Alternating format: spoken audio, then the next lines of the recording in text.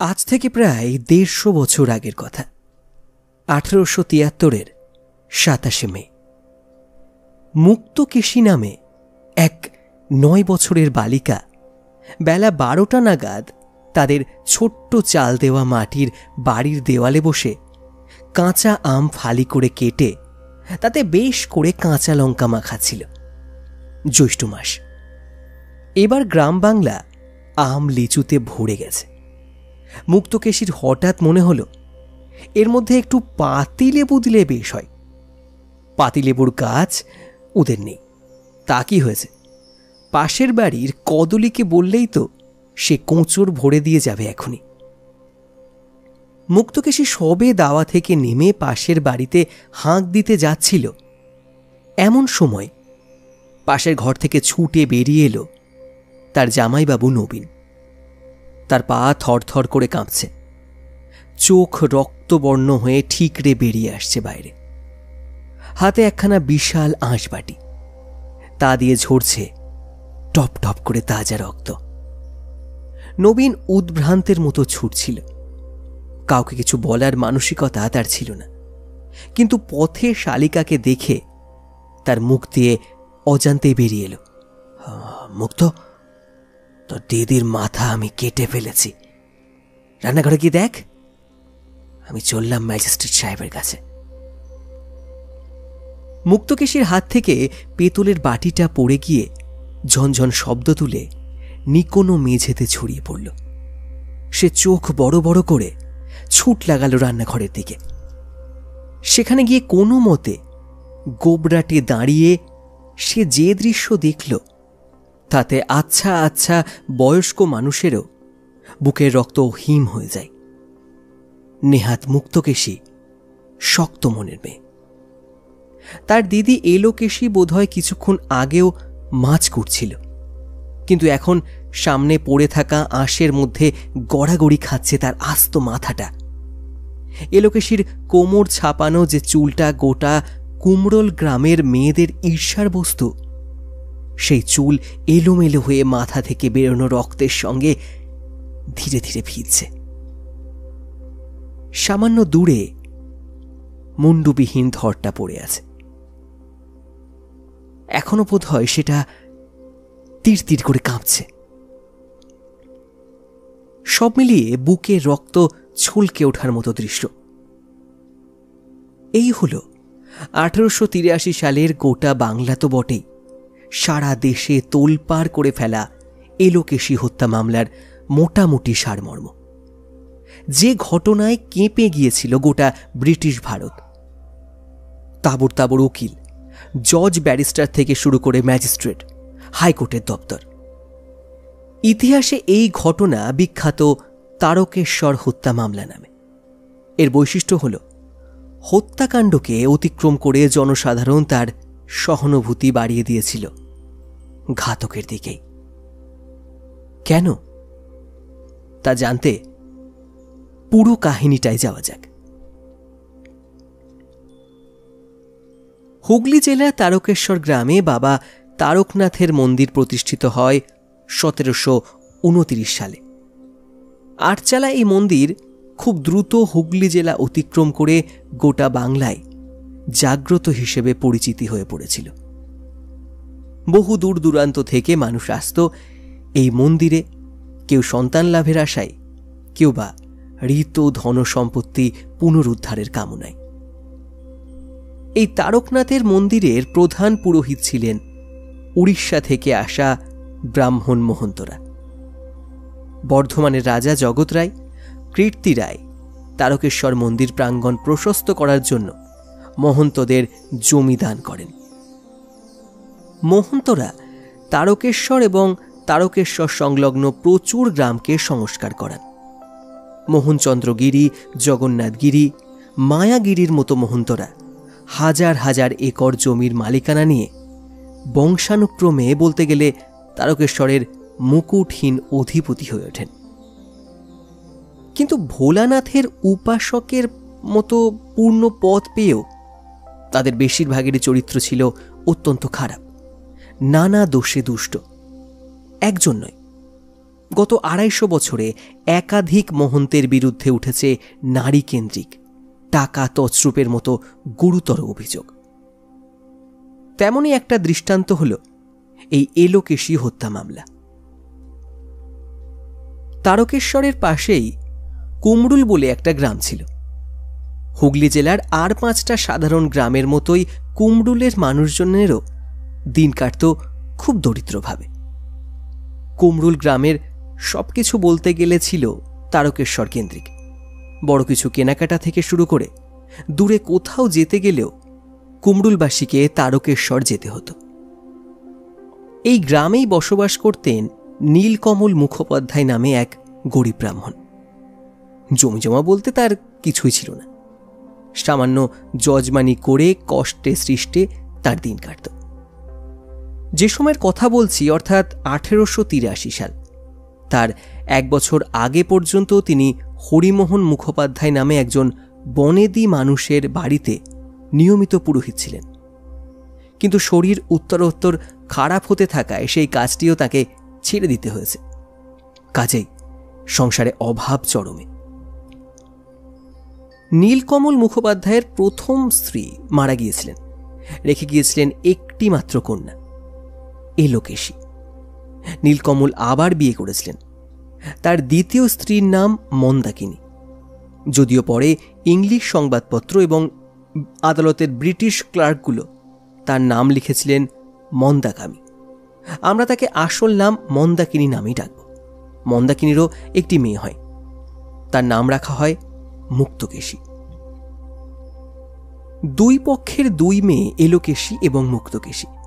দ্বিতীয় স্ত্রী মন্দাকিনীকে নিয়ে গরিব ব্রাহ্মণ নীলকমলের সংসার চালাতে নাভিশ্বাস উঠত। সকাল দিয়ে উঠে তিনি সারাদিন ঘুরতেন কিছু রোজগারের আশায়। তখন তারকেশ্বর মন্দিরের প্রধান মহন্ত ছিলেন মাধবচন্দ্র গিরি। এই মাধবগিরির নারী লোলুপতা ছিল বলতে গেলে সর্বজনবিদিত। আর অন্য অনেক গ্রাম্য রমণীর মতো নীলকমলের স্ত্রী মন্দাকিনীও ছিল মাধবগিরির প্রিয়পাত্র। প্রায় সে তারকেশ্বরের মন্দিরে পুজো দেবার আছিলায় গিয়ে মাধবগিরিকে সঙ্গ দিত। পরিবর্তে পেত চাল, ডাল, ফল, কপাল ভালো থাকলে মন্দিরে পাওয়া নতুন কাপড়। দরিদ্র নীলকমল বুঝতেন সবই, মুখে বলতেন না কিছু। তার নিজের সঙ্গতি কতটুকু তা দিয়ে মন্দাকিনীর আকাঙ্ক্ষা পূরণ করা সম্ভব নয়। এলোকেশীর একই মা নেই, তার উপর সৎমা। অযত্নে অবহেলায় সে পুঁই ডগার মতো বেড়ে উঠতে থাকল। কিন্তু যতই বড় হতে লাগল তার রূপ লাবণ্য যেন আলো করে দিতে লাগলো চারপাশ। তার রূপের ছটায় মোহিত হতে লাগলো গোটা কুমরুল গ্রাম। তার কোমর পর্যন্ত ছাপানো ঘন কেশ রাশি, পান পাতার মতো ঢলঢল মুখশ্রী ক্রমেই সকলের দৃষ্টি আকর্ষণ করতে লাগল। এলোকেশীর যখন 8 বছর 5 মাস বয়স, নীলকমল তড়ি ঘড়ি বিয়ে দিলেন নবীনচন্দ্র বন্দ্যোপাধ্যায় নামে এক অনাথ যুবকের সঙ্গে। নবীনের পরিবারে কেউ নেই। নীলকমল একটু দোনামোনা করছিলেন, কিন্তু এলোকেশীর ইতিমধ্যে 8 পার হয়ে গেছে। 9 বছর পেরিয়ে গেলে লোকসমাজে ঢিঢি পড়বে, তাই নীলকমল আর দেরি করতে পারলেন না। 1867 সালের এক শুভ লগ্নে শুভাকাঙ্ক্ষীদের কাছ থেকে চেয়ে চিনতে এলোকেশীর বিয়েটা দিয়ে দিলেন। নবীন একা মানুষ। সে চাকরি করে কলকাতার এক সরকারি ছাপাখানায়, সারাদিন বাইরে থাকে। কলকাতার মতো বিদেশ বিভুঁয়ে এলোকেশীকে ঘরে একা রেখে অফিস যাওয়ার সাহস তার হল না। এলোকেশী একেই গ্রামের সহজ সরল মেয়ে, তাই চোখ ধাঁধানো সুন্দরী। সারাদিন একা থাকলে যে কোনো অনর্থ বাঁধবে না তার নিশ্চয়তা কি? নবীন বউকে অগত্যা বাপের বাড়িতেই রেখে কলকাতা চলে গেল, কিন্তু তার মন পড়ে রইল কিশোরী বউটির দিকে। ছুটি ছাটা পেলে সে চলে আসে কুমরুলে। এলোকেশীর জন্য নিয়ে আসে নতুন ডুরে শাড়ি, রঙিন চুড়ি, মাটির পুতুল। শাশুড়িকেও সে টাকা দিয়ে যায় স্ত্রীর খরচ খরচা বাবদ। কলকাতার ইঁদো গলির বদ্ধ ভাড়া বাড়িতে রাতে একা শুয়ে সে ভাবে, এলোকেশী কি সুন্দরী না হয়ে উঠছে দিন দিন। এইভাবেই 5 বছর কেটে গেল। এলোকেশী কৈশোর পেরিয়ে যৌবনে পড়ল। তার রূপও পাল্লা দিয়ে বাড়তে শুরু করল। নবীনও ঘন ঘন আসতে শুরু করল শ্বশুরবাড়ি। এখন ফি শনিবার রবিবার সে চলে আসে কুমরুলে। বউকে সে বড্ড ভালোবাসে। এলোকেশীর মুখটা দেখার জন্য সারা সপ্তাহ সে অপেক্ষা করে চাতক পাখির মতো। কিন্তু এতদিন গেল, এলোকেশী কোনো সন্তান হল না। বিমাতা মন্দাকিনীকে পাড়ার মেয়ে বউরা ঠাড়ে ঠোড়ে পুকুর পাড়ে বলতে শুরু করল, আগা এলোর ছেলে পুলে হচ্ছে না কেন? সময় হলেই হবে, সবই তো বাবা তারকনাথের দয়া। মন্দাকিনীর মেজাজ গ্রামে সুপ্রসিদ্ধ। তাকে আর কেউ ঘাঁটাতে সাহস পেত না। সে সারাদিনই পড়ে থাকত মাধবগিরির কাছে। সংসারের সব কাজকর্ম বলতে গেলে এলোকেশীকে করতে হতো। ঠিক এরকম সময় শুরু হলো ঘটনার পটভূমি। তখন সবে শরৎকাল, কিন্তু এরই মধ্যে গরম যেন খুব বেড়েছে। সারাদিন কাজের পর এলোকেশী গিয়েছিল বড় পুকুরে স্নান করতে। অন্যদিন সে বোন মুক্তকেশীকে সঙ্গে নিয়ে যায়। আজ মুক্তকে আর ডাকল না। মুক্ত ঠান্ডার ধাত, এই অবেলায় স্নান করলে শরীর খারাপ করবে, তার চেয়েও ঝট করে স্নান করে আসুক। সন্ধ্যের হাওয়ায় ভিজে গায়ে বেশ আরাম হবে। বড় পুকুর থেকে যখন এলোকেশী স্নান করে উঠল, তখন সূর্য প্রায় ঢলঢল। পাখিরা ধীরে ধীরে বাসায় ফেরা শুরু করেছে। ভিজে কাপড়ে এলোকেশী বাড়ি ফিরছিল। গোধূলি রোদের নরম আলোয় তার শরীরের প্রতিটা ভাঁজ স্পষ্ট হয়ে উঠেছে ভেজা শাড়ির ওপর দিয়ে। মেঘের মতো চুল পিঠে লেপ্টে রয়েছে, সেগুলো ডগা দিয়ে চুঁইয়ে পড়ছে বিন্দু বিন্দু জল। মাটির কাঁচা পথ ধরে বিড়াল পায়ে এলোকেশী চলছিল। এমন সময় পেছন থেকে টকবক টকবক শব্দে ঘোড়ার খুঁড়ের শব্দ পেল। কিন্তু এই পথে তো ঘোড়া আসে না, এ তো শুধুই মেয়েদের চলার পথ। তড়িৎ গতিতে এলোকেশী নিজের কাপড় চোপড় ঠিক করার আগেই তরবড়ি এসে পড়ল একটা প্রকাণ্ড ঘোড়া। ঘোড়ার পিঠে তারকেশ্বর মন্দিরের প্রধান মহন্ত মহারাজ মাধবগিরি। মাধবগিরি ফিরছিলেন দূরের শহর থেকে। আজ মন্দির সংক্রান্ত এক মামলার শুনানি ছিল।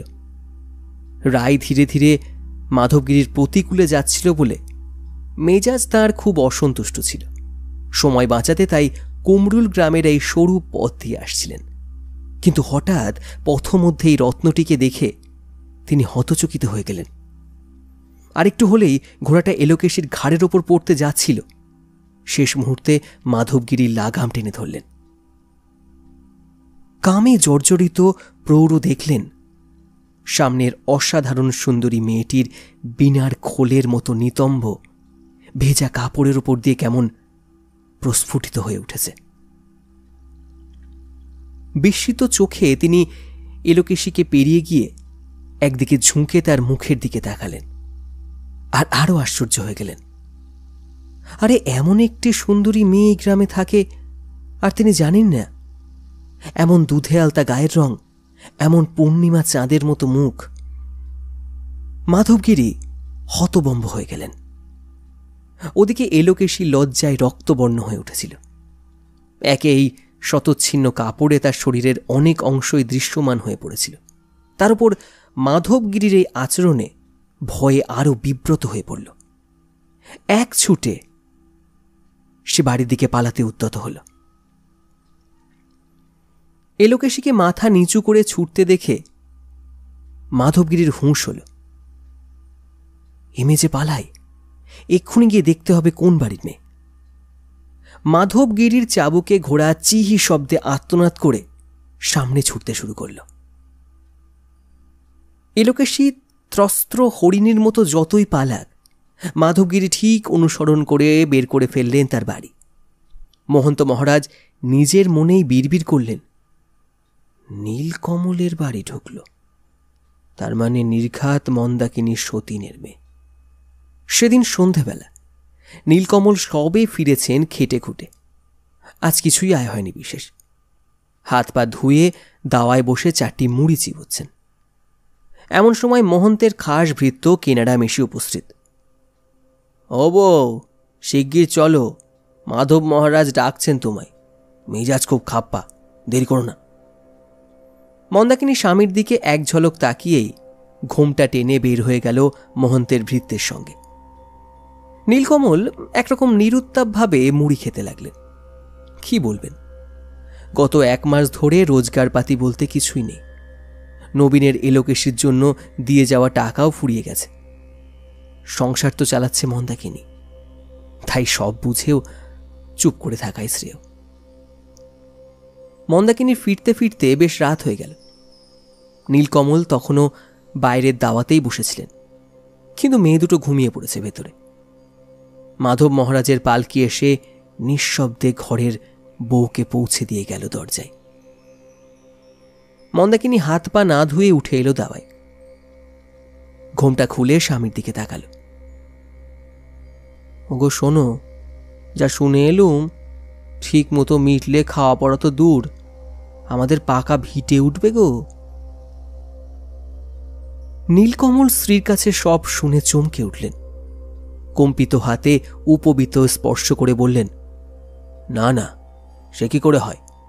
বামুন ঘরের মেয়ে হয়ে কিনা এলোকেশি, ছিছি, জামের কাছে আমি মুখ দেখাবো কি করে? মন্দাকিনী ঝংকার দিয়ে উঠল, এখানা রোজগারের মুরদ নেই, আবার মুখ দেখাবেন কি করে? নবীন জানতে পারলে তবে তো।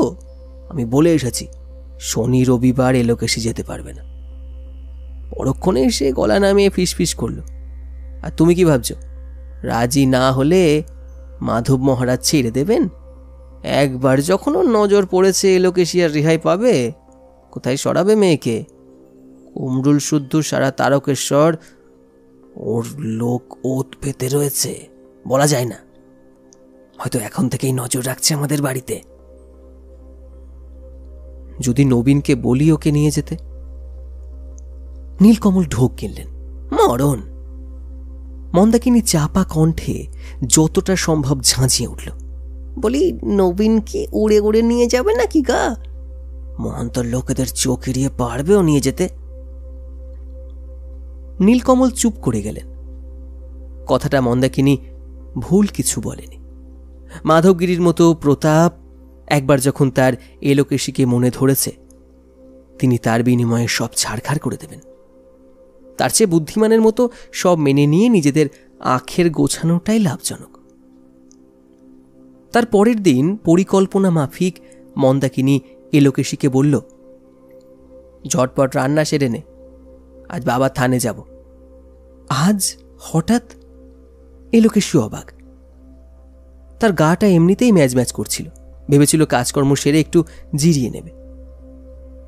মন্দাকিনী সৎ মেয়ের দিকে তাকিয়ে বলল, হঠাৎ আবার কি? 5 বছর হয়ে গেল, এখন একটা পেটে ধরলি না? 14 পুড়ে 15 পড়তে চললি, তুই কি ভাবছিস এরকম চলে জামাই আর তোকে কলকাতায় নিয়ে যাবে? দেখবি হয়তো আর একটা বিয়ে করে ফেলেছে। সে কি, চল, বাবাকে পুজো দিয়ে মহন্ত মহারাজের কাছে নিয়ে যাব, তিনি তোকে ওষুধ দেবেন। বছর ঘুরতে না ঘুরতেই মা হবি। বোন যাবে না? মুক্তকেশীর দিকে চেয়ে এলোকেশী বলল, সে সৎমাকে বিলক্ষণ ভয় পায়। না, মুক্ত বাড়িতে থাক, বাবা এলে খেতে টেতে দেবেক্ষণ। মন্দাকিনীটার তর সইছিল না। কাজ মিটে গেলে মাধবগিরি তাকে সোনার হাত পদ্ম আর হার দেবেন বলেছেন। তারপর তো টাকা পয়সা মুড়িয়ে দেবেনি। ইতিমধ্যেই 2 লোক পাঠিয়ে খবর নিয়েছেন মন্দাকিনী সময় মতো এলোকেশীকে নিয়ে এসেছে কিনা। উফ, কচি মেয়ে দেখেই বুড়ো লালা ঝরছে। স্নান খাওয়া সেরে মন্দাকিনী নতুন একটা পাট ভাঙা শাড়ি যত্ন করে এলোকেশীকে পরিয়ে দিল। গন্ধ তেল মাখিয়ে চুলে 2টি বিনুনি বাঁধল। নবীন গেল মাসে কলকাতা থেকে একটা সাবান নিয়ে এসেছিল, তাই দিয়ে ভালো করে মেয়ের মুখ পরিষ্কার করিয়ে নবীনেরই আনা স্নো মাখিয়ে দিল। তারপর গরুর গাড়ি চেপে রওনা দিল তারকেশ্বরের দিকে। মন্দিরে গিয়ে বাবা তারকনাথকে পুজো দিয়ে মন্দাকিনী এলোকেশীর হাত ধরে গিয়ে হাজির হল মহন্তর প্রাসাদোপম বাড়িতে। তখন বিকেল হয়। জোয়ান রক্ষীরা মন্দাকিনীকে ভালোই চেনে। তারা অশ্লীল হেসে দুয়ার খুলে দিল। বেশ কয়েকটা মহল পেরিয়ে মন্দাকিনী এলোকেশীকে নিয়ে হাজির হল অন্ধকার এক খোপড়িতে। আগে থেকে সব ব্যবস্থা করা ছিল। মহন্ত মহারাজের চাকর বাকরেরা বাইরে থেকে হুড়কো টেনে দিল। এলোকেশীর অনেকক্ষণ ধরেই বুকটা টিপ টিপ করছিল। এখন এই অন্ধকার ঘরে সামনের বিশাল খাটে মাধবগিরিকে বসে থাকতে দেখে সে চিনতে পারল না। মায়ের সঙ্গে দাঁড়িয়ে এক পা দিয়ে অন্য পায়ের নখ খুঁড়তে লাগল। ওর খুব ভয় করছিল। মন্দাকিনী নগ্ন গায়ে শাড়িটা ভালো করে জড়িয়ে নিয়ে হাত জোড় করল। প্রভু, আমার মেয়েটার একটা গতি করে দিন, এবার যে বাঁজা বলে লোকে অপবাদ দেবে। মহন্ত মহারাজ মাধবগিরি আধশোয়া হয়ে বসে গড়গড়া টানছিল। পিদিমের আলোয় এলোকেশীর মুখটা যেন আরো রহস্যময় লাগছে। বহুদিন পর একটা কচি মেয়েকে সোহাগ করতে পারবেন। মন্দাকিনীর মতো এইসব বুড়ি মাগিগুলোকে নিয়ে আর রস হয় না। গড়গড়ার নলটা মুখ থেকে নামিয়ে তিনি বললেন, কোনো চিন্তা নেই, বাবার প্রসাদ খেলে বছর ঘুরলেই কোল আলো করে ছেলে আসবে। তোর নাম কি মা? এলোকেশী ভয়ে জড়সড় হয়ে গিয়েছিল। মন্দাকিনীর পুনঃ পুনঃ খোঁচায় অস্ফুটে কি বলল শোনাই গেল না। মাধবগিরি অসন্তুষ্ট হলেন না, বরং লজ্জাশীলা বালিকাটির প্রতি তার আকর্ষণ আরো বেড়ে গেল। তার আর তর সইল না। চোখ দিয়ে মৃদু ইশারা করলেন। সঙ্গে সঙ্গে মন্দাকিনী ফিসফিস করল এলোকেশীর কানে, প্রভু এখন তোকে ওষুধ দেবেন, বাবা তারকনাথের নাম করে খেয়ে নিবি। ঘরের চড়া ধুনোয় এলোকেশীর মাথা কেমন ঝিমঝিম করছিল। তবু সে সৎমায়ের হাত চেপে ধরল। তুমি কোথায় যাও? আমি একটু ভেতর ঘর থেকে আসছি, তুই বস। আজ রাতে তো আর বাড়ি ফেরা যাবে না, মন্দিরের দালানে শুয়ে কাটিয়ে দেব দুজনে। মন্দাকিনী কথাটা বলেই বেরিয়ে গেল। এলোকেশী আর কি বলবে বুঝতে পারল না। চোখ নামিয়ে গায়ে ভালো করে আঁচল পেঁচিয়ে দাঁড়িয়ে রইল। মাধবগিরি আদরের সুরে বললেন, এদিকে আয়, আমার কাছে এসে বস। এলোকেশী এক চুলও নড়ল না। ওর ভালো লাগছিল না একটুও, মনে হচ্ছে এক ছুটে বাড়ি চলে যায়। কিন্তু গাঁয়ের মেয়ে, রাস্তাঘাট সে কিছুই চেনে না। তার উপর বাইরের মুস্কো দারোয়ানগুলোর কথা মনে পড়তেই ওর নিঃশ্বাস বন্ধ হয়ে এল। মাধবগিরি আর অপেক্ষা করলেন না। কাম জ্বরে তখন তার শরীরের উত্তাপ বাড়ছিল। খাট থেকে নেমে এসে দেরাজে রাখা একটা ঘটি নিয়ে এগিয়ে এসে এলোকেশীর ঘুমটা তিনি খুলে দিলেন। আলতোভাবে ওর গালে হাত বোলাতে বোলাতে নরম গলায় বললেন, বাবার নাম করে এই জলটা খেয়ে নে। এলোকেশীর মাথাটা আরো বেশি করে ঝিমঝিম করছিল। তবু ও বাবা তারকনাথের নাম করে ঘটির জলটা চুমুক দিয়ে খেয়ে ফেলল। জলের মধ্যে কিছু মিষ্টি গন্ধ পেল। মাধবগিরি আস্তে আস্তে ওকে কাছে টানলেন। তুই ভারী ভালো মেয়ে। এলোকেশীর মাথা কেমন যেন ঘুরছিল। একবার ও জড়ানো গলায় শুধু বলতে পারল, মা। তারপরেই অচৈতন্য হয়ে পড়ল। কতক্ষণও ঘুমিয়েছিল জানে না। হঠাৎ কিচিরমিচির শব্দে এলোকেশীর ঘুম ভাঙে। ঘোরটা কাটতেই ও ধরপড় করে উঠে বসে দেখল সকাল হয়ে গেছে। কিন্তু এটা তো কুমরুলের বাড়ি নয়। এই প্রকাণ্ড পালঙ্কে ও কি করে এলো? নিজের দিকে চোখ পড়তেই এলোকেশীর শির দ্বারা দিয়ে একটা হিমের কুঁচি নেমে গেল। কি কাণ্ড! তার শরীরে যে একটা সুতোও নেই। এত বড় সর্বনাশ কি করে হলো ওর? কি করল? ঘরটার দরজা বাইরে থেকে ভেজানো ছিল। এলোকেশী ভয়ে কাঁপতে কাঁপতে মেঝেতে পড়ে থাকা ওর শাড়িটা গায়ে কোনো মতে জড়ালো। দুঃখ কষ্টে ওর চোখ ফেটে জল আসছিল। ওর স্বামী ওকে কত ভালোবাসে, আর এই মান রাখলো। কি করে মুখ দেখাবে এখন সমাজে? ওর মাথা কাজ করছিল না। আলু থালু বেশে দরজা দিয়ে বেরোতে ওকে খপ করে ধরল বাইরে অপেক্ষমান মন্দাকিনী। তার হাতে মস্ত বড় একখানা সোনার হার, তাতে খুব সূক্ষ্ম কাজ, দেখলে চোখ জুড়িয়ে যায়। সঙ্গে একটা দামি শাড়ি। এলোকেশী সৎমাকে দেখে কেঁদে ফেলল। মা, আমার সর্বনাশ হয়ে গেছে, আমি কি করব এখন? মন্দাকিনী এবার শক্ত হাতে হাল ধরল। আগে থেকে সে প্রস্তুতি হয়ে এসেছিল। এলোকেশীকে টেনে বের করলো ঘর থেকে।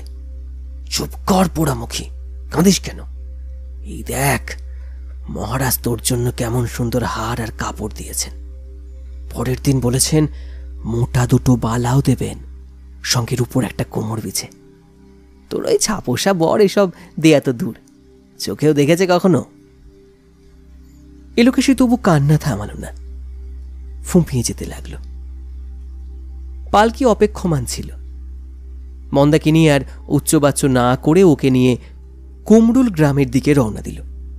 সারাটা পথ এলোকেশী ঝিম মেরে পড়ে রইল।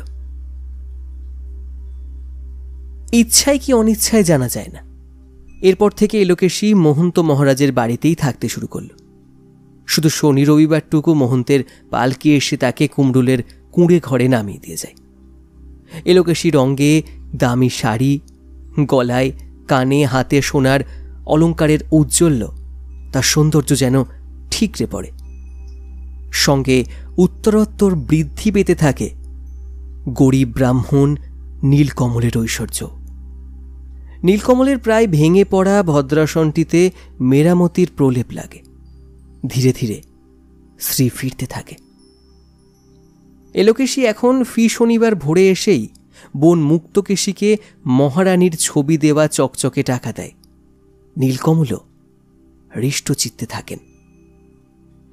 নবীন এখন শ্বশুরবাড়ি আসে বটে, কিন্তু কোথাও যেন ছন্দপতন হয়েছে সে বুঝতে পারে। এলোকেশী যেন এখন আর সেই সহজ সরল বালিকা বধূটি নেই। সে এখন রীতিমতো রঙ্গ করে কথা বলতে শিখেছে। তার শাড়ি গয়না সবই ইদানিং নবীনের মনে কৌতূহলের উদ্রেক করে। নবীন অনুভব করে কেটে যাওয়া তালটা, কিন্তু মুখে কিছু বলতে পারে না। এলোকেশীর বিশ্বরূপার মতো রূপ দেখে সে সব ভুলে যায়। নিশ্চুপ হৃদয়ে প্রতি রবিবার সন্ধেবেলা সে ফেরত আসে কলকাতায় তার ছোট্ট ঘরটিতে।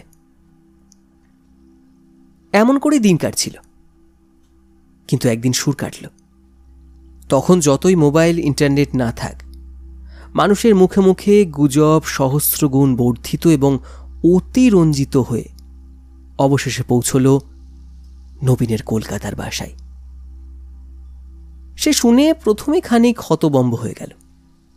তারপর আগাম কিচ্ছু খবর না দিয়ে সপ্তাহের মধ্যিখানে হঠাৎ হাজির হল কুমরুল গ্রামে। গিয়ে দেখল একদিকে তার শাশুড়ি রাঁধছেন, অন্যদিকে শ্বশুরমশাই দাওয়ায় বসে তেল মাখছেন, পুকুরে যাবেন। বলা বাহুল্য, দুজনেই নবীনকে দেখে ভূত দেখার মতো চমকে উঠলেন। এলোকেশী কোথায়? নবীন হাতের বাক্স না নামিয়ে জিজ্ঞাসা করল। গত দুরাত সে প্রায় ঘুমোতে পারেনি। যতবার এলোকেশীর অপাপবিদ্ধ মুখটা তার মুখে ভেসে উঠেছে, ততবারই সে নিজেকে প্রবোধ দিয়েছে এলোকেশী অমন মেয়ে নয়, সে কাজ করতেই পারে না। এগুলো সবই মিথ্যা অপবাদ। নীলকমল জামাইয়ের সামনে কি বলবেন বুঝতে পারলেন না। মন্দাকিনী মাথায় ঘোমটা দিয়ে উত্তর দিল, এলো মন দিয়ে গেছে বাবা জীবন, তুমি হাত মুখ ধুয়ে এসো, খেতে দিই। নবীন ছেলে এমনিতে শান্ত হলেও উত্তেজনায় তার মতো পরাক্রম খুব কম যুবকেরই ছিল। এতটুকু বিচলিত না হয়ে একইভাবে জিজ্ঞাসা করল, কোন মন্দিরে গেছে? মন্দাকিনী ঢোক গিলে বলল, বাবা তারকনাথের মন্দিরে। নবীন আর দাঁড়াল না, তখনই সে তারকেশ্বরের দিকে ছুটল। পথে পালকি পাওয়া গেলে ভালো, নাইলে সে পদব্রজে যাবে সেখানে। ঘণ্টা তিনেক পর নবীন ক্রুদ্ধ মুখে মন্দির থেকে ফিরে এলো। এলোকেশী মন্দিরে নেই। শ্বশুরের ভিড়েতে পা দিয়েই সে এলোকেশীকে দেখতে পেল। মন্দাকিনী ইতিমধ্যেই খবর পাঠিয়ে মহন্ত মহারাজের বাড়ি থেকে এলোকেশীকে নিয়ে এসেছে। নবীন বউকে ঘরে গিয়ে জিজ্ঞাসা করল, এসব কি শুনছি তোমার নামে? এলোকেশী কোনো কথা বলতে পারল না, শুধু এক পাশে রাখা কুলঙ্গিতে ভর দিয়ে ফুঁপিয়ে ফুঁপিয়ে কাঁদতে লাগল। কান্নার দমকে ফুলে ফুলে উঠতে থাকল তার সুন্দর শরীর। যতই দামি গয়না কাপড়ে মোড়া থাক জীবন, সম্মুখে দাঁড়িয়ে থাকা তার নিষ্পাপ স্বামীটির তো কোনো অপরাধ নেই। সে তো এলোকেশীকে প্রাণের চেয়েও বেশি ভালোবাসে। নবীন স্ত্রীর এমন কান্না দেখে আরো কাতর হয়ে পড়ল। কি বলবে বুঝতে না পেরে বলল, চলো কাল সকালেই আমরা কলকাতায় চলে যাই। এলোকেশী কান্না থামিয়ে কৃতজ্ঞ দৃষ্টিতে তাকালো স্বামীর দিকে, নীরবে সম্মতি দিল, চলো। কিন্তু মানুষ ভাবে এক, আর অদৃষ্টে লেখা থাকে আর এক। ঘরের ওপাশ থেকে নবীনের কথাটা শুনতে পেয়ে প্রমাদ গুনল মন্দাকিনী। সর্বনাশ, এ যে বাঘের মুখের সামনে থেকে গ্রাস কেড়ে নেওয়া। সে তখনই স্বামীকে বলল, এখনই চলে যাও তারকেশ্বর, খুলে সব বলো। নবীন এলোকে নিয়ে পালিয়ে যেতে পারে কাল। নীলকমল ভেতর ভেতরে অনেক দিনই মারা গিয়েছিলেন, তবু মৃদু কণ্ঠে বললেন, যাবে তো যাক না, ও নিজের বউকে নিয়ে যাবে, তাতে আমাদের। স্বামীর কথার মাঝখানে মন্দাকিনী চেঁচিয়ে উঠল, তোমার এই বুদ্ধির জন্যই এই সংসারের এই দশা। এলোকেশী চলে গেলে মাধবগিরি আমাদের ছেড়ে দেবে ভাবছ? সব রাগ এসে পড়বে আমাদের ওপর, ছাড়খাড় করে দেবে, বাড়িতে আগুন লাগিয়ে দেবে। তখন মুক্তকে নিয়ে কোথায় গিয়ে দাঁড়াবে শুনি? এক মুহূর্ত দম নিয়ে সে বলল, শীঘ্রই যাও, গিয়ে বলো আমরা আমাদের কর্তব্যটা করি, তারপর কি হবে সেটা মহারাজ ঠিক করবেন। নীলকমলের মুখে সব কথা শুনে মহন্ত মহারাজ ক্রোধে অগ্নিশর্মা হয়ে উঠলেন। কে এত বড় আস্পর্ধা? আমার চোখের সামনে দিয়ে কিনা আমারই রাড়কে। তখনই নির্দেশ দিলেন, সব পালকি বেহারা গরুর গাড়িকে খবর দাও, কাল যেন নবীন বাড়ুর যে বউ তো দূর, একটা পিঁপড়েকে নিয়েও এখান থেকে না বেরোতে পারে। মাধবগিরির দোদণ্ড প্রতাপে প্রতিটা মোড়ে, প্রতিটা তল্লাটে খবর গেল। লোক বসানো হলো সব জায়গায়। ওদিকে সারা রাত নবীন আর এলোকেশীর ঘুম নেই এক ফোঁটাও। এলোকেশী সেই যে কান্না শুরু করেছে, কেঁদে চলেছে নিরন্তর। নবীন কি বলবে বুঝতে পারছিল না, শুধু ওর মনে হল সতীত্ব, বিশ্বাস এইসব পেরিয়েও সমব্যথী হিসাবে স্ত্রীর পাশে দাঁড়ানোটা ওর খুবই দরকার। কিচ্ছু না প্রশ্ন করে ও নীরবে এলোকেশীর মাথায় বিলি কেটে দিতে লাগল। অবশেষে এলো পরের সেই কালান্তক দিন, 1873 সালের 27 মে। ভোর হতে না হতেই এলোকেশী টুকিটাকি জিনিস গুছিয়ে নিয়ে প্রস্তুত হয়ে গেল। নবীন বেরোল পালকি বেহারার খোঁজে। এলোকেশীর মুখ ভার। সে সৎমা সৎবন্ত দূর, বাবার সঙ্গে কথা বলছে না। স্বামীর হাত ধরে এই গ্রাম ত্যাগ করতে পারলে সে বাঁচে। দামি শাড়ি, দামি গয়নার শখ তার ঘুঁচে গেছে। কিন্তু আশ্চর্যের ব্যাপার, গোটা কুমরুল তো বটে, ক্রোশখানেক হেঁটে নবীন প্রায় তারকেশ্বর পর্যন্ত পৌঁছে গেল। একটা পালকি চোখে পড়ল না। কি ব্যাপার? কোথায় গেল সব বেহারা? নবীন অস্থির হয়ে ঘুরতে লাগল। ভোরের নরম আলো সরে গিয়ে জ্যৈষ্ঠের তপ্ত রোদের দাবদাহে তার শরীর ক্লান্ত হতে থাকল। তবু কোনো সুরাহা করতে পারল না। দিশেহারা হয়ে সে বাড়ি ফিরে এলো। এলোকে সে প্রস্তুত হয়েছিল। স্বামীকে দেখে বলল, বেরোবো? নবীন উত্তর না দিয়ে শ্বশুরকে জিজ্ঞাসা করল, পালকিগুলো সব গেল কোথায় এখানে? নীলকমল শেখানো উত্তর দিলেন, জানি না তো। নবীন বুঝতে পারল এই বাড়ি, এই গ্রামের কেউ চায় না এলোকেশী তার সঙ্গে যাক। তার মাথায় উত্তাপের পারদ ক্রমশ চড়ছিল। তবু সে নিজেকে সংবরণ করে আরও একবার বেরোল। নিদেন পক্ষে যদি একটা গরুর গাড়িও পাওয়া যায়। কিন্তু কোনো গরুর গাড়ি যেতে রাজি হল না। নবীন 3 গুণ 4 গুণ অর্থের লোভ দেখিয়েও কিছু করতে পারল না। উল্টে মহন্তদের চরদের শেখানো মতো তারা নবীনকে বিদ্রুপ করতে লাগল। মহন্তর রাড়ের রোজগার দিয়ে বাবুয়ানি দেখাচ্ছিস, লজ্জাও লাগে না? নিজের বউকে দিয়ে। ক্রোধে উন্মত্ত হয়ে দিক বিদিক জ্ঞান শূন্য নবীন বাড়ি ফিরে এলো। এলোকেশী ভেবেছিল আজ হয়তো আর যাওয়া হবে না। সে স্বামীর আহারের জন্য মাছ করতে বসেছিল। নবীন পাগলের মতো ঘরে ঢুকে আঁশবটিটা সামনে দেখতে পেয়ে সেটা দিয়ে এক কোপ বসিয়ে দিল স্ত্রীর ঘাড়ে। মুহূর্তে এলোকেশীর মাথা ধর থেকে বিচ্ছিন্ন হয়ে গেল। কেউ কিছু বুঝতে পারার আগেই সব শেষ হয়ে গেল। নবীনকে গ্রামের কেউ ধরতে পারল না। তার আগেই ওই অবস্থায় আঁশবাটি সমেত সে হাজির হয়েছিল হুগলির ম্যাজিস্ট্রেট সাহেবের কাছে। আমি আমার বউকে মেরে ফেলেছি, আমাকে শাস্তি দিন। এই হল 1873 সালের বিখ্যাত তারকেশ্বর মামলার কাহিনী। এর রেফারেন্স পুরোটাই আমি নিয়েছি দুর্গাচরণ রায়ের দেবগণের মর্তে আগমন এবং চিরঞ্জীব সেনের খুন ও খুনি গ্রন্থ থেকে। এই সেই তোলপাড় ফেলা ঘটনা যাকে কেন্দ্র করে আঁকা হয়েছে অজস্র পট, পরিবেশিত হয়েছে সে সময়ের অসংখ্য নাটক, যাত্রাপালা। ঘটনার শেষ এখানেই নয়। ক্ষণিকের উত্তেজনায় নবীন ম্যাজিস্ট্রেটের কাছে স্বীকার করলেও পরে দায়রা আদালতে মামলা ওঠার পর সে সম্পূর্ণ অস্বীকার করতে শুরু করল। আমি তো এলোকেশীকে খুন করিনি, কে খুন করেছে আমি জানি না।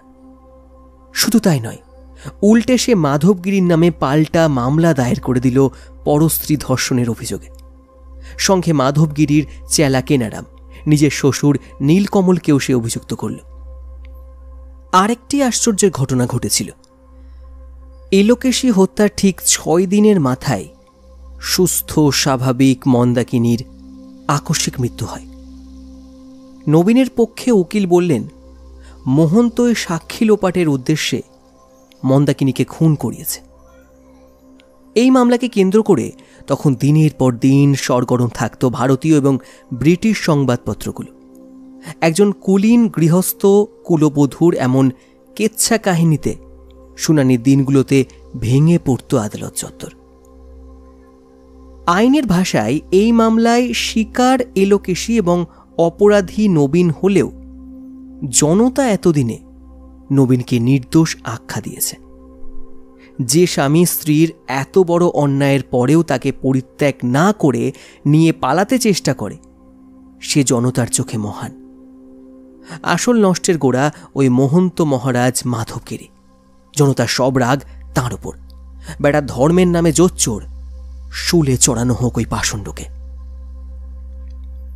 ব্রিটিশ ভারতের অন্যতম আলোচিত এই মামলায় সরকার পক্ষের উকিল অর্থাৎ পাবলিক প্রসিকিউটর ছিলেন ঈশ্বরচন্দ্র মিত্র, আর নবীনের সপক্ষে দাঁড়িয়েছিলেন দোদণ্ড প্রতাপ ব্যারিস্টার মিস্টার উমেশচন্দ্র ব্যানার্জি, যিনি পরে ভারতের জাতীয় কংগ্রেসের প্রথম প্রেসিডেন্ট হয়েছিলেন।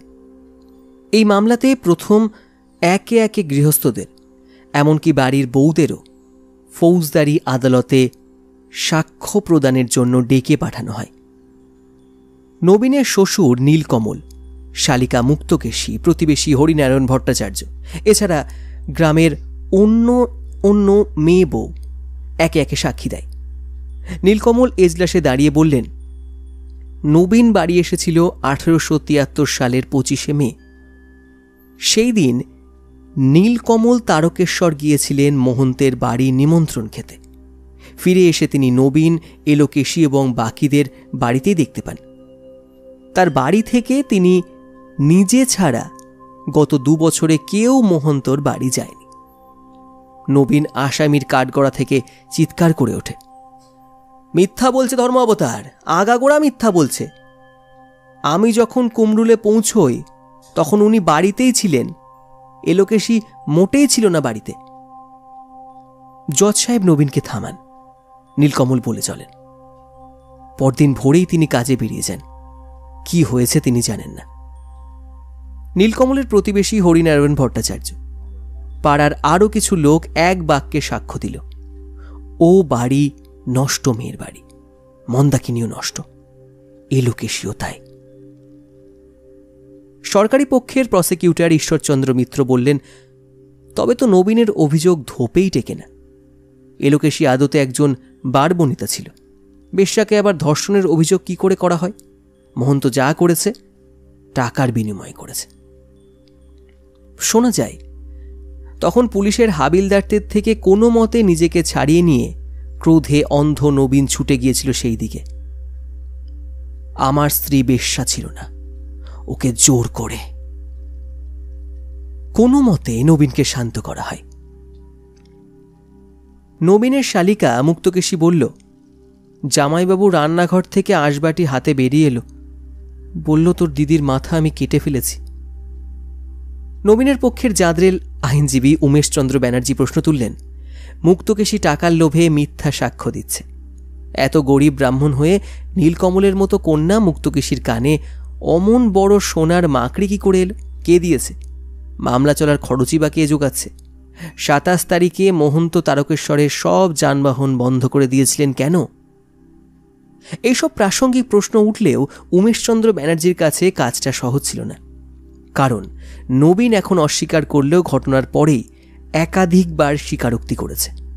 গ্রামের চৌকিদার রামধন, সেপাই মানিক খাঁ, তারপর হুগলির ডেপুটি ম্যাজিস্ট্রেট কেদারনাথ দাসের কাছে গিয়েও সে স্বীকার করেছিল।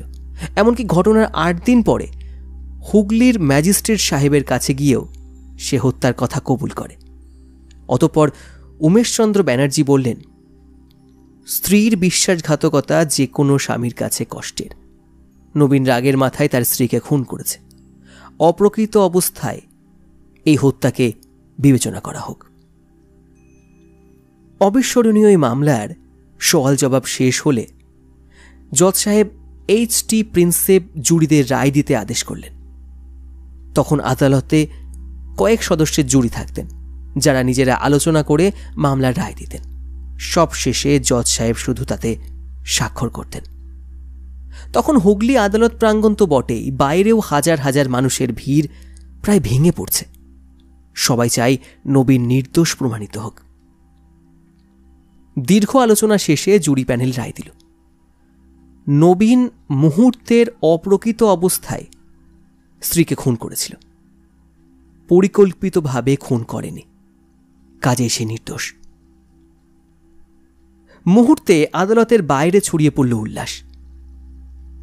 জনসাধারণ নবীনের নামে জয়ধ্বনি দিতে শুরু করল, সঙ্গে দাবি করতে লাগলো এবার মোহন্তকে ধরে আনা হোক।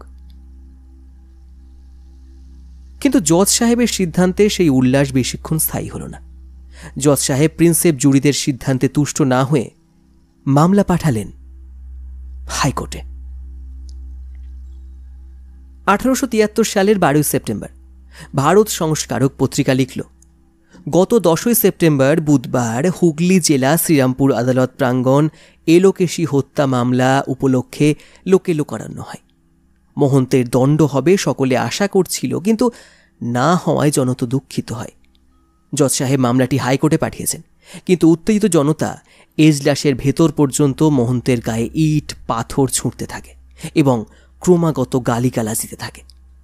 অবশেষে পুলিশ এসে পরিস্থিতি আয়ত্তে আনে ও মোহন্তকে জনতার আক্রোশ থেকে বাঁচায়। পরের মাস অর্থাৎ 26 অক্টোবর তারিখে মহারানী বনাম নবীনচন্দ্র ব্যানার্জির মামলাটা উঠল হাইকোর্টে। বিচারপতি ছিলেন দুজন, A.G. ম্যাকারসন এবং জি মরিম সাহেব। সরকার পক্ষের কৌশলী ছিলেন জগন্নাথ নন্দ মুখোপাধ্যায় এবং নবীনের পক্ষে সেই দুঁদে ব্যারিস্টার উমেশচন্দ্র ব্যানার্জি। কিন্তু এবার রায় হল বিপরীত। বিচারপতি বললেন, অপ্রকৃত অবস্থায় যদি নবীন পড়েই থাকে তাই বলে সে আইনকে নিজের হাতে তুলে নিতে পারে না। অতঃপর নবীন দোষী, খুনের দায়ে দণ্ডিত। কাজেই পেনাল কোডের ৩০২ নম্বর ধারা অনুযায়ী তাকে যাবজ্জীবন দ্বীপান্তর দেয়া হোক আন্দামানে। ওদিকে ১৬ জুন নবীনের অভিযোগের ভিত্তিতেই হুগলি আদালত থেকে মহন্ত মাধবগিরির নামে গ্রেপ্তারি পরোয়ানা জারি হয়ে গিয়েছিল।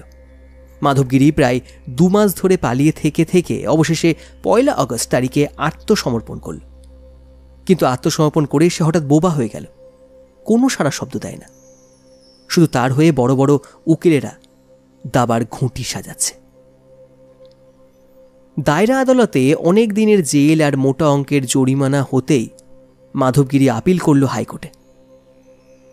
মহন্তের পক্ষের আইনজীবীরা ধুয়ো তুললেন নবীন নিজেই একজন আসামি, সে কি করে মামলা দায়ের করেছে, আর মহন্ত অন্যের স্ত্রীকে ধর্ষণ করেছে তার প্রমাণ কোথায়? এলোকেশী বলে মেয়েটা তো নিজে একটা বেশ্যা। ইতিমধ্যে ঘটনার জল অনেক দূর গড়িয়েছে। নীলকমল মারা গেছে, নবীনও দ্বীপান্তর হয়ে গেছে। মহন্তের স্বেচ্ছাচারিতায় তারকেশ্বরে তার শত্রুর অভাব ছিল না। এবার তারাই একে একে এগিয়ে আসতে লাগল। মহন্তের প্রাক্তন কর্মচারী গোপীনাথ রায় সাক্ষ্য দিল। এলোকেশী মোটেই বারবনিতা নয়, সে লজ্জাশীলা, ভদ্র বাড়ির বধূ।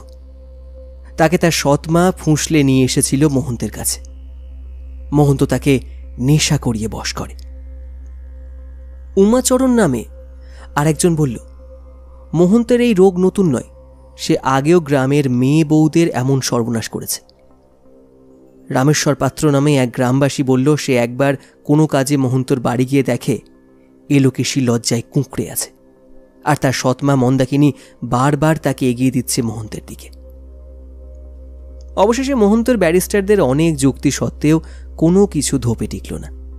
তারকেশ্বর মন্দিরের প্রধান পুরোহিত মহন্ত মহারাজ মাধবগিরির মোটা জরিমানা সমেত ৩ বছরের সশ্রম কারাদণ্ড ঘোষণা করলেন প্রধান বিচারপতি। জনসাধারণও বহুদিন পরে মহন্তের শাস্তিতে উল্লাসে ফেটে পড়ল। তারপর থেকে বহু কাল ধরে কালীঘাটের পটচিত্রে, বটতলার বইতে, সচিত্র গল্পকারে প্রকাশ পেয়েছিল এই কাহিনী। কোথাও নবীন সবে এসেছে শ্বশুরবাড়ি, কোথাও মন্দাকিনী এলোকেশীকে পৌঁছে দিচ্ছে মহন্তের কাছে, কোথাও মহন্ত বাচ্চা হওয়ার ওষুধ খাওয়ানোর নাম করে কাছে টানছে এলোকেশকে, আবার কোথাও নবীনের এক কোপে মাটিতে লুটিয়ে পড়ছে এলোকেশীর মুন্ড। 3টে ঘটনা ছিল প্রধান আলোচ্য: ধর্ষণ, খুন আর মামলার শুনানি। শুধু 19খানা হিট নাটকে প্লে হয়েছিল কোর্টরুম শুনানির ওপর ভিত্তি করে, যার মধ্যে সুপারহিট ছিল মহন্তের একই কাজ, নাটক। শুধুই মাধবগিরি নয়, পরবর্তীকালে তারকেশ্বরের আরেক প্রধান মহন্ত সতীশগিরিও জড়িয়ে পড়েছিলেন একই রকম যৌন কেলেঙ্কারিতে। বেঙ্গলি কাগজ লিখল, এলোকেশীর বাবা নীলকমল মুখোপাধ্যায় মহন্তর চেয়েও নরাধম। নিজের স্বার্থে তিনি মেয়েকে ভোগ্য বস্তু করেছিলেন। এমনকি ইংরেজদের সংবাদপত্র ইংলিশম্যান পত্রিকায় এই ব্যতিক্রমী মামলার ধারা বিবরণী ছাপা হয়েছিল বহুদিন ধরে। কেদারনাথ সরকারের লেখা তারকেশ্বর সম্পর্কে প্রামাণ্য গ্রন্থ তারকমঙ্গলে আছে এই হৃদয় বিদারক কাহিনী। আজ এলোকেশী, নবীন, মহন্ত কেউই নেই। তবু তারকেশ্বরের আনাচে কানাচে গেলে হয়তো শোনা যাবে প্রতারিত স্বামী নবীনের দীর্ঘশ্বাস। 1873 সালের এক জ্যৈষ্ঠের সকালে নিজের স্ত্রীকে নিয়ে এসে চাইলেও নরক থেকে পালিয়ে যেতে পারেনি। উল্টে সেই অবসাদে মেরে ফেলেছিল প্রিয়তমা মানুষটিকে। শোনা যাবে সেই অস্ফুট হাহাকার।